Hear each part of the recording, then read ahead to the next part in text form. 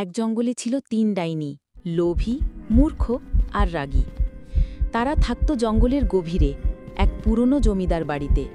ওদের একটাই শখ, জাদু করে ভয় দেখিয়ে ধন লুটে নেওয়া। আমাদের ধন আরও চাই, আরও চাই। হি হি হি, এইবার পাশের জঙ্গলের শিয়ালের বাসা লুট করব। ও যদি বেশি কথা বলে তাহলে ওর ঘাটটা মুটকিয়ে দেব। কিন্তু শিয়াল ছিল চালাক। সে জানত ডাইনিদের দুর্বলতা, লোভ। দাঁড়া ডাইনিরা, আমার ধন লুট করবি, তোদেরকে দেখাচ্ছি মজা। শিয়াল হাসিমুখে ডাইনিদের ওখানে যায়। শিয়াল বলল, ও ডাইনি দিদি, শুনেছি তোমরা ধনের খোঁজে আছো।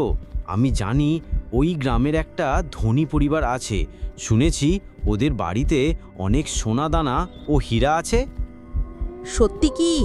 না হলে কিন্তু তোর খবর আছে। হ্যাঁ ডাইনি দিদি।